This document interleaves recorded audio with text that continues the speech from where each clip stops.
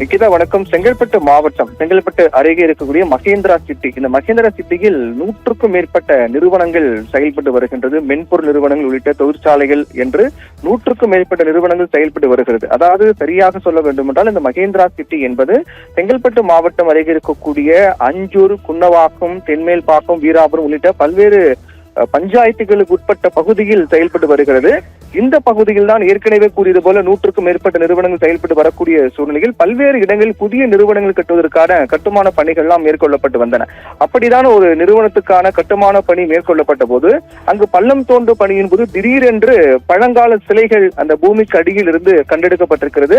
மொத்தமாக 2 சிலைகள் கண்டெடுக்கப்பட்டிருக்கிறது. ஒரு தலை இல்லாத ஒரு சிலையும் மற்றொரு சிலையும், அதே போன்று அந்த சிலையை தாங்கி நிற்கக்கூடிய பகுதியும் கண்டெடுக்கப்பட்டிருக்கிறது.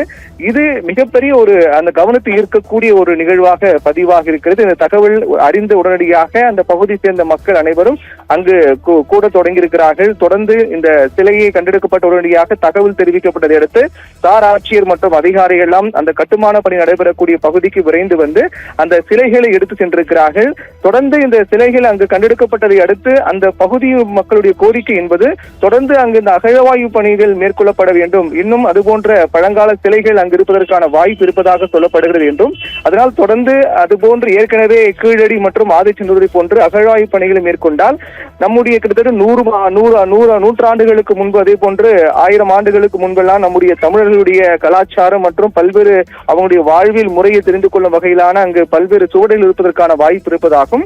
அதனால் தொடர்ந்து அங்கு அகழாய்வு பணி மேற்கொள்ளப்பட வேண்டும் என்று அந்த பகுதி மக்கள் கோரிக்கை வைக்கிறார்கள். என்றால் கிட்டத்தட்ட 100 ஆண்டுகளுக்கு மேலாக அந்த பகுதியில் மக்கள் வாழ்ந்து வந்திருக்கக்கூடிய சூழ்நிலையில் இந்த ஒரு நிகழ்வு என்பது இதை அப்படியே விட்டுவிடாமல் வெளிப்படைத்தன்மையோடு அங்கு தொடர்ந்து ஆய்வு பணிகளை மேற்கொள்ள வேண்டும். அந்த இடத்தை, கட்டுமான பணி நடைபெற்று வரக்கூடிய இடத்தை தொல்லியல் துறையினர் கையகப்படுத்தி உடனடியாக அங்கு பல்வேறு இடங்களில் அந்த சிலை கண்டெடுக்கப்பட்ட இடம், அதை சுற்றிக்கூடிய பல்வேறு பகுதியில் ஆய்வு பணிகளை மேற்கொள்ளப்பட வேண்டும். அப்படி ஆய்வு பணிகளையும் பள்ளம் தோண்டும் பணி மேற்கொண்டால் இதுபோன்று இன்னும் பல பழங்கால சிலைகள் மற்றும் பழங்கால பொருட்கள் கிடைப்பதற்கான வாய்ப்பு இருப்பதாக சொல்லப்படுகிறது. அதனால் ஏற்கனவே இந்த சிலைகள் கண்டெடுக்கப்பட்ட உடனடியாக இந்த கட்டுமான நிறுவனம் தரப்பில் அதிகாரிகளுக்கு தகவல் தெரிவிக்கப்பட்டது. அதிகாரிகள் உடனடியாக விரைந்து வந்து அந்த சிலைகளை எடுத்து சென்றிருக்கிறார்கள்.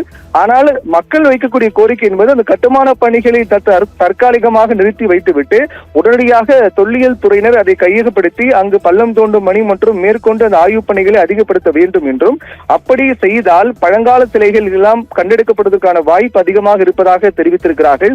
இந்த நிகழ்வு என்பது அந்த பகுதி மட்டுமல்லாமல் சுற்றுவட்டார பகுதியின் மக்களுடைய கவனத்தை ஈர்த்திருக்கிறது.